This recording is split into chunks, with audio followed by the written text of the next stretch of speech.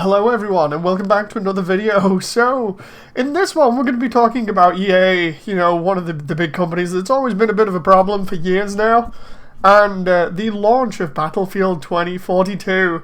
I remember when this was really hyped up before launch, and then if you remember as well as I do, you'll know that the launch was full of bugs, like most EA games on launch. And apparently now EA is blaming Halo Infinite for Battlefield 2042's woes and failures. So here we go. This is wrote by Ishraq Subhan. I think that's the way of pronouncing it. Probably butchered it. I'm sorry. From Eurogamer. And this says, EA believes Halo Infinite contributed to the dismal sales of Battlefield 2042. In a company town hall meeting with employees, EA acknowledged the disappointing launch of 2042 and discussed plans to improve the game and the franchise going forward. The Chief of Studios officer said the company failed to meet the expectations of our players and certainly missed our own expectations.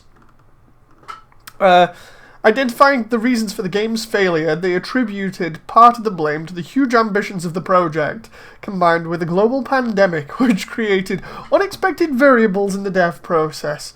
Of course it did. If in doubt, just blame the pandemic. Also said that while EA received a lot of feedback concerning bugs and unpolished areas of the experience, there was also a substantial amount of positive feedback from players. Following the game's launch and rollout of the Day 1 patch, the game was stable, and the early critical reception was good. Honestly, I don't remember that, any of it being like that, outside of, reviews that we know pretty much are paid for right now.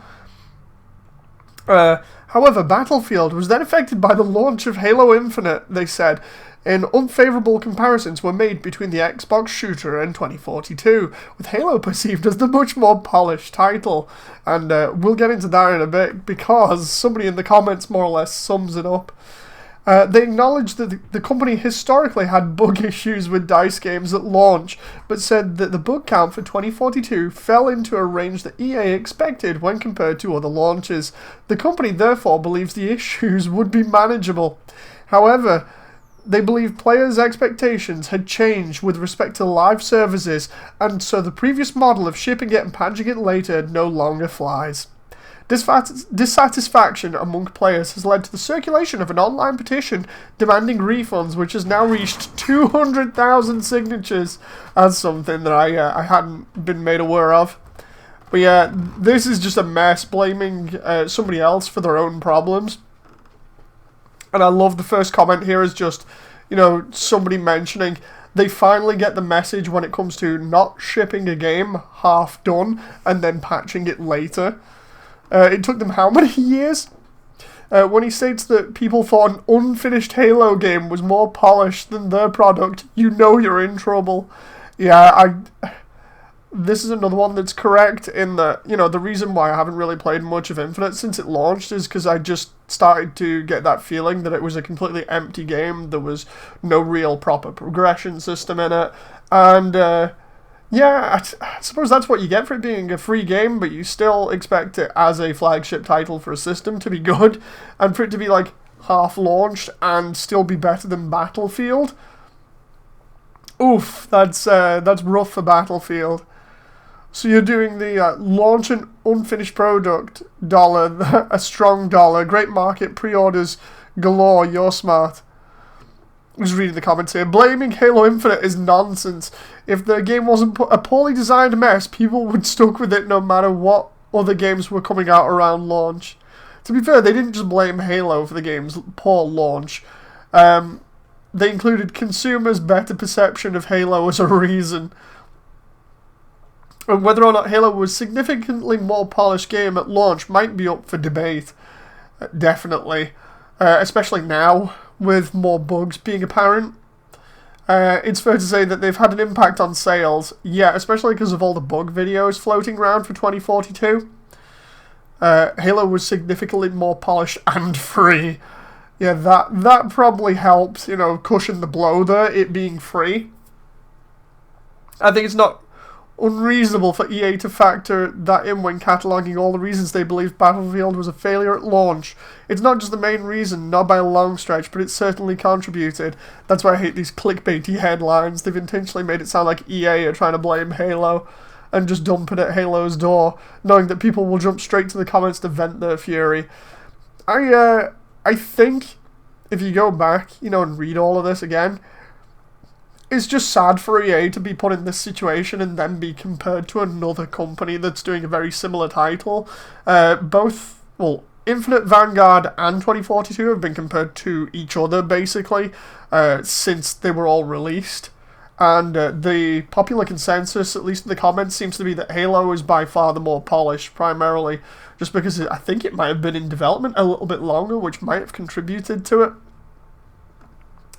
EA deserve all the dogpiling they get. They tried to release a Battle Royale game, pivoted at the last minute because of Warzone's success, and then decided to talk smack to any customer who dared complain about the release that was worse than Cyberpunk and Halo combined, says Tinners.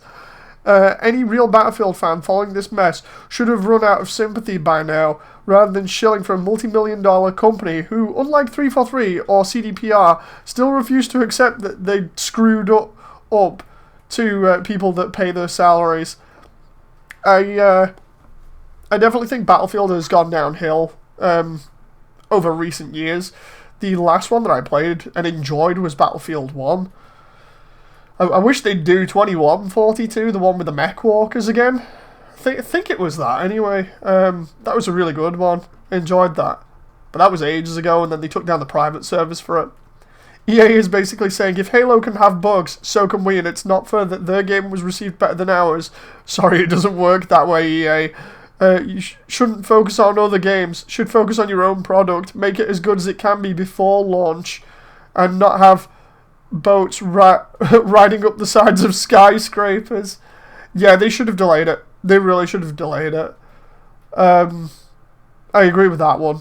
Like, they shouldn't rush games anymore, or just fall back on the whole thing of day one patch. It's not flying anymore. People are not falling for it as much. Yeah, it's the pandemic. Halo Infinite. Huge ambitions, right. It's not pristine, empty maps. Idiotic quips and the general lack of a heavy, dark mood present in older titles.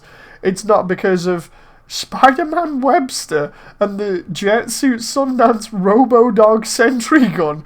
This game is anything but Battlefield. Hit the nail on the head right there. I'm going to have to do more research into 2042, because all I've seen is like the initial videos and then some like the trailers and things, and then some like larger YouTubers doing videos and showing off footage of stuff. Like, I'm familiar with the hovercraft going up the side of a building. That was weird.